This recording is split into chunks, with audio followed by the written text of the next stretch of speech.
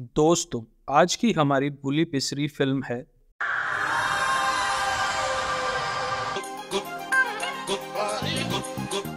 जो साल 1997 को रिलीज हुई थी और ये एक सस्पेंस, थ्रिलर और मर्डर मिस्ट्री पर आधारित फिल्म थी जिसे दर्शकों ने काफी ज्यादा पसंद किया था।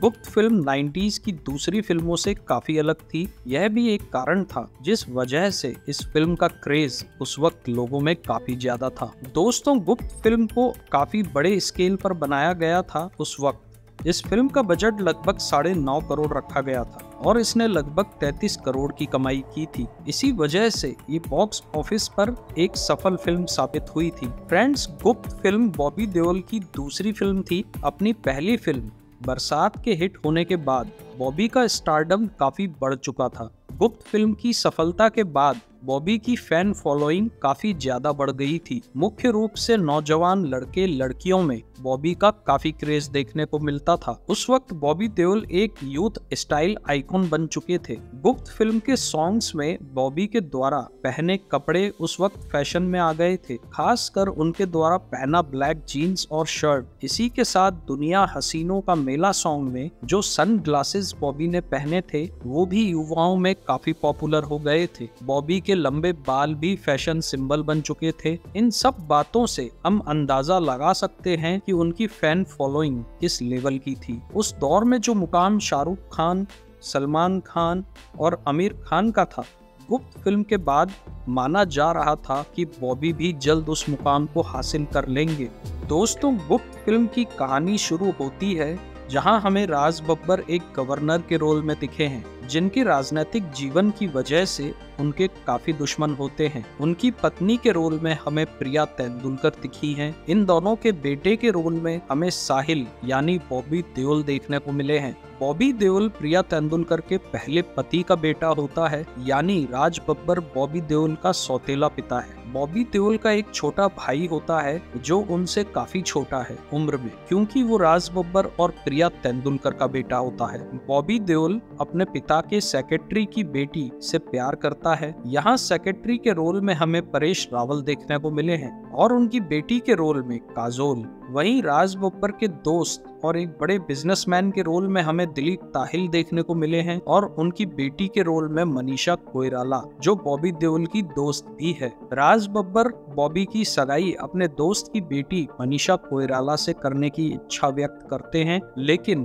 बॉबी काजोल से शादी करना चाहता है। इस बात को लेके बॉबी और राज बब्बर में तीखी बहस हो जाती है और गुस्से में बॉबी राज बब्बर पर चाकू तान देता है। उसी रात बॉबी शराब के नशे में घर आता है। तब उसे पता चलता है कि उसके पिता का खून किसी ने कर दिया है, लेकिन इस खून का इल्जाम बॉबी पर लग जाता है। कोर्ट में भी सारे गवाह बॉबी के खिलाफ होते हैं। कोर्ट केस के दौरान बॉबी को पता चलता है कि राज बब्बर ने अपनी सारी जायदाद बॉबी के नाम कर दी थी, ना कि अपने सगे बेटे के। यहाँ बॉबी को रियलाइज होता है कि उसकी सोच अपने पिता के लिए काफी गलत थी। फिर कैसे बॉबी असली कातिल को ढूंढता है, उसके इसी सफर की ये कहानी है जिसमें गजब के उतार चढ़ाव आते हैं और फिल्म के क्लाइमैक्स में सबके होश उड़ जाते हैं, क्योंकि बॉबी के पिता की कातिल उसकी गर्लफ्रेंड काजोल ही निकलती है। लेकिन कहानी यहाँ तक कैसे पहुँचती है, इसके लिए आप इस फिल्म को जरूर देखें।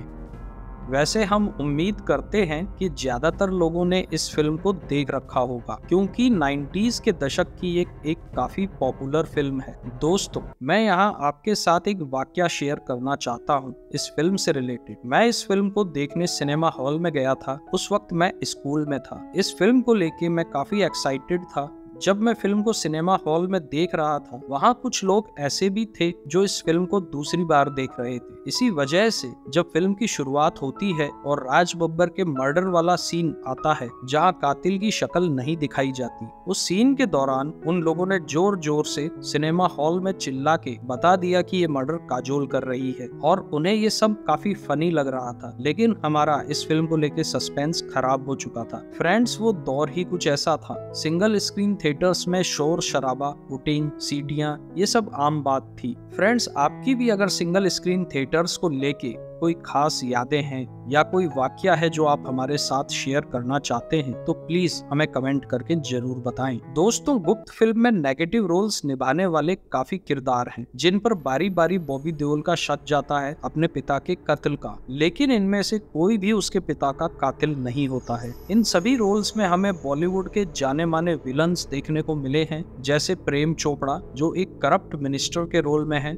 रजा मुराद राज बब्बर के वकील का रोल इन्होंने निभाया है, शरत सक्सेना ये एक एरोगेंट यूनियन लीडर के रोल में हमें दिखे हैं। इसके अलावा भी काफी और दमदार एक्टर्स हमें इस फिल्म में देखने को मिले थे, जैसे ओमपुरी, तेज सप्रू, सदाशिव अमरावपुरकर, कुलभूषण खरबंदा, अंजन श्रीवास्तव, अशोक शर्राफ और हरीश पटेल। वैसे बताया जाता है कि अमरीश पुरी को भी इस फिल्म में कास्ट करने की कोशिश की गई थी, लेकिन उन्होंने इस फिल्म का हिस्सा बनने से मना कर दिया। फ्रेंड्स, इतनी लंबी चौड़ी कास्ट देख के आप सोच सकते हो कि इस फिल्म में कितने सारे उम्दा कलाकार थे और इस फिल्म को कितने बड़े स्केल पर बनाया गया था। दोस्तों, गुप्त फिल्म अपने समय की एक बेहतरीन सस्पेंस थ्रिलर फिल्म थी और इसे हम इस जॉनर की एक बेंचमार्क फिल्म भी कह सकते हैं, क्योंकि इस फिल्म ने जो थ्रिल दर्शकों के अंदर मूवी को देखते समय पैदा किया था वो कमाल का था। आमतौर पर बॉलीवुड फिल्में इस लेवल की नहीं हुआ करती थी और गुप्त फिल्म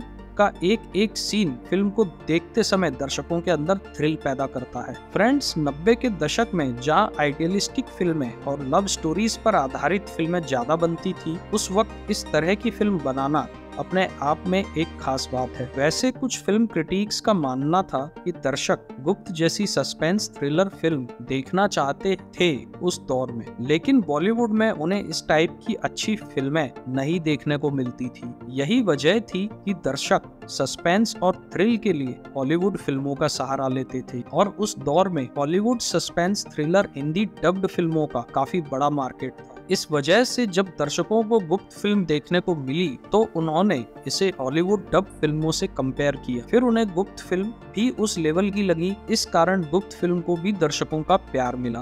दोस्तों, गुप्त फिल्म को डायरेक्ट किया था राजीव रॉय ने। गुप्त फिल्म से पहले राजीव रॉय लगातार 3 हिट फिल्में दे चुके थे जो आज भी बॉलीवुड में काफी फेमस हैं। ये फिल्में थी त्रिदेव, विश्वात्मा और मोहरा। इन तीनों फिल्मों के बाद गुप्त भी एक सफल फिल्म रही थी। हालांकि गुप्त फिल्म इनकी पिछली फिल्मों से काफी अलग थी, क्योंकि गुप्त फिल्म में एक्शन से ज्यादा सस्पेंस और थ्रिल पर जोर दिया गया था और राजीव रॉय की ये लास्ट सफल फिल्म थी। इसके बाद वो कोई सफल या हिट फिल्म नहीं बना पाए। गुप्त फिल्म के डायरेक्शन के साथ साथ राजीव रॉय ने इस फिल्म की कहानी और स्क्रीन प्ले को भी लिखा था। साथ ही फिल्म की एडिटिंग भी खुद ही की थी और ये पहली बार था कि उन्होंने अपनी किसी फिल्म की एडिटिंग खुद की थी। राजीव रॉय को गुप्त फिल्म के लिए बेस्ट एडिटर का फिल्म फेयर अवार्ड भी मिला था। दोस्तों, राजीव रॉय और उनके पिता गुलशन रॉय दोनों मिल के अपनी एक कंपनी चलाते थे जिसका नाम था त्रिमूर्ति फिल्म्स। इसी बैनर के तले यह दोनों बाप बेटे मिल के फिल्में बनाते थे, जहां Gulshan Roy as a producer अपना काम करते थे, वहीं Rajiv Roy as a director. इस बैनर तले इन्होंने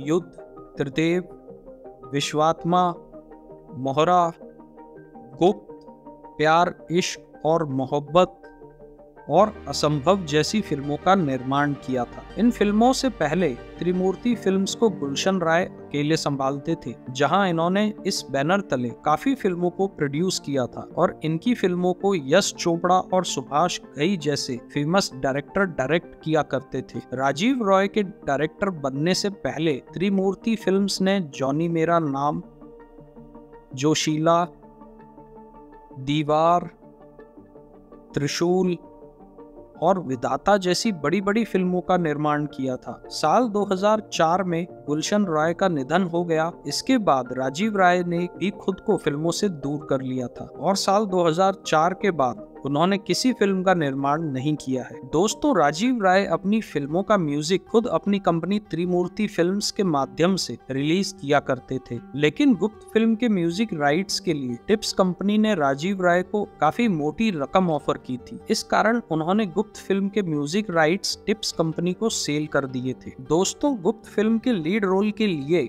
मेकर्स अक्षय कुमार और सनी देओल दोनों में से किसी एक को फिल्म में कास्ट करना चाहते थे। जब गुप्त फिल्म की कहानी सनी देओल को सुनाई गई तो उन्होंने कहानी सुनते ही मेकर्स को सजेस्ट किया कि इस कहानी के लिए उनके छोटे भाई बॉबी देओल एक परफेक्ट चॉइस रहेंगे। बाद में सभी ने मिलकर सनी देओल की बात मानी और बॉबी को इस फिल्म में मेन लीड रोल में कास्ट कर लिया। वैसे गुप्त फिल्म की शूटिंग शुरू होने में थोड़ी देर हुई थी। इसका कारण था बरसात फिल्म के दौरान बॉबी के पैर में लगी चोट जो पूरी तरह से ठीक नहीं हुई थी। जब बॉबी थोड़ा चल फिरने लगे तब उन्होंने शूटिंग स्टार्ट कर दी थी गुप्त फिल्म की, लेकिन शुरुआती दिनों में उन्होंने भाग दौड़ वाले सीन शूट नहीं किए, केवल एक जगह खड़े होकर शूट किए जाने वाले सीन शूट किए। जब उनकी चोट पूरी तरह ठीक हुई फिर उन्होंने शूटिंग पूरी तरह से स्टार्ट करी। दोस्तों, गुप्त फिल्म में जितना दमदार बॉबी देओल का किरदार है उतना ही दमदार इंस्पेक्टर उधम सिंह वाला किरदार है जो ओम पुरी ने निभाया है। इंस्पेक्टर उधम सिंह एक तेज तर्रार पुलिस ऑफिसर है और क्रिमिनल्स को पकड़ने के लिए वो क्रिमिनल की तरह ही सोचता है और पुलिस डिपार्टमेंट्स के रूल्स भी कई बार फॉलो नहीं करता, जिस कारण वो ज्यादातर सस्पेंड ही रहता है। गुप्त फिल्म में ये एक दमदार किरदार था जो ओम पुरी ने बहुत बेहतरीन ढंग से निभाया था। दरअसल दोस्तों, ये रोल नसीरुद्दीन शाह के लिए लिखा गया था और मेकर्स उन्हें ही इस रोल में कास्ट करना चाहते थे, लेकिन नसीरुद्दीन ने इस रोल को करने से मना कर दिया था। फिर जाके इस रोल में ओम पुरी को कास्ट किया गया था। दोस्तों, गुप्त फिल्म के लिए काजोल को उस साल का Filmfare award for best negative role भी मिला था। दरअसल दोस्तों, ज्यादातर ये अवार्ड मेल एक्टर को ही मिलता था। केवल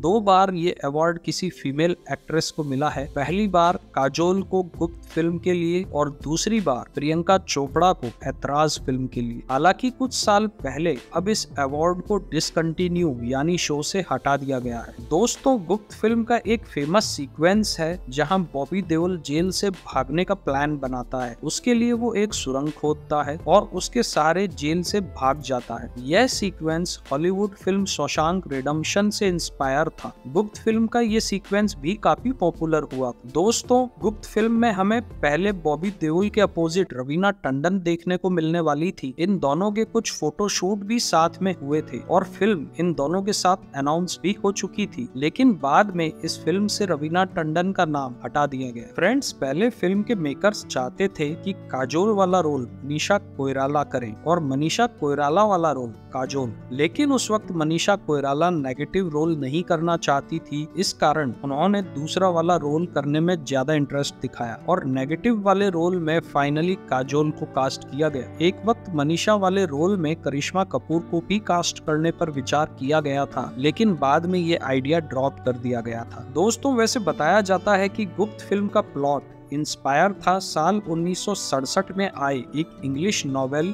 गुड चिल्ड्रन डोंट किल से, जिसे लिखा था लुइस थॉमस ने, और इसी नॉवेल से इंस्पायर होके बॉलीवुड में साल 1975 में एक फिल्म पहले भी बन चुकी थी जिसका नाम था खेल खेल में। इस फिल्म में हमें ऋषि कपूर, नीतू कपूर और राकेश रोशन मुख्य भूमिकाओं में देखने को मिले थे। दोस्तों, गुप्त फिल्म का म्यूजिक और इस फिल्म के सॉन्ग्स लोगों द्वारा काफी पसंद किए गए थे। फिल्म का म्यूजिक दिया था बीजू शाह ने। इनके म्यूजिक की काफी तारीफ की गई थी और इन्हें गुप्त फिल्म के लिए बेस्ट बैकग्राउंड म्यूजिक का फिल्म फेयर अवार्ड भी मिला था। लेकिन कुछ समय बाद ही बीजू शाह के सॉन्ग्स, म्यूजिक और बैकग्राउंड स्कोर जो उन्होंने गुप्त फिल्म के लिए तैयार किए थे उनकी आलोचना होने लग गई, क्योंकि ये सब म्यूजिक और ट्यून्स उन्होंने इंग्लिश और जापानीज म्यूजिक एल्बम से कॉपी किए। बाद में बीजू शाह के म्यूजिक के लिए उन्हें काफी ट्रोल भी किया गया। यहाँ तक कह दिया गया कि एक कॉपी म्यूजिक बनाने वाले को अवार्ड दे दिया गया। हालांकि गुप्त फिल्म के गाने आज भी काफी पॉपुलर हैं और आप अपने आसपास आज भी इन्हें आसानी से सुन सकते हैं। दोस्तों, गुप्त फिल्म की सफलता के बाद फिल्म के प्रोड्यूसर डायरेक्टर राजीव रॉय को अंडरवर्ल्ड से धमकियां मिलने लग गई थी, जिसके पीछे अबू सलेम का हाथ बताया जाता है। गुप्त फिल्म रिलीज होने के लगभग 1 महीने बाद ही टी सीरीज के मालिक गुलशन कुमार की भी हत्या अंडरवर्ल्ड द्वारा करवा दी गई। इसके पीछे भी अबू सलेम का हाथ बताया जा रहा था, जिस कारण राजीव राय इन धमकियों से काफी डर गए थे। इसी वजह से उन्होंने इंडिया छोड़ने का फैसला किया और वो लंदन जाके सेटल हो गए थे। यही कारण था उन्होंने गुप्त फिल्म के बाद कोई फिल्म नहीं बनाई। साल 2001 में राजीव राय फिर से इंडिया आए और उन्होंने एक फिल्म प्यार इश्क और मोहब्बत का निर्माण किया, लेकिन ये फिल्म सफल नहीं हो पाई। फिर लोगों ने राजीव को फिर से एक्शन फिल्म बनाने का सुझाव दिया और राजीव ने साल 2004 में अर्जुन रामपाल को लीड हीरो लेके असंभव नाम की फिल्म बनाई, लेकिन यह फिल्म भी बॉक्स ऑफिस पर नहीं चली और राजीव राय की लास्ट फिल्म साबित हुई। दोस्तों, शायद गुप्त फिल्म के बाद धमकियों के चलते राजीव इंडिया छोड़ के न जाते तो उनके द्वारा और भी हिट फिल्में हमें देखने को मिल जाती। फ्रेंड्स, साल 1997 में बॉलीवुड के काफी फिल्म निर्माताओं को अंडरवर्ल्ड से धमकियां मिल रही थी और गुलशन कुमार की हत्या के बाद बहुत डर का माहौल था। बॉलीवुड में सुभाष घई ने भी एक इंटरव्यू में बताया था कि उन्हें भी साल 1997 में अबू सलेम का फोन आया था और वो उनसे उनकी फिल्म परदेश के ओवरसीज राइट्स मांग रहा था, लेकिन जब सुभाष ने उसे समझाया कि वो ऑलरेडी राइट्स किसी को बेच चुके हैं, तब उसने सुभाष घई से परदेश फिल्म का प्रिंट मांगा ताकि वो उसकी पायरेसी करके पैसा कमा सके। दोस्तों, आपको गुप्त फिल्म कैसी लगी थी और आपकी कौन सी याद इस फिल्म से जुड़ी है, हमें कमेंट करके जरूर बताएं। और वीडियो अगर आपने पूरा देखा है तो वीडियो को लाइक भी करें। आपके सपोर्ट और प्यार की हमें काफी जरूरत है।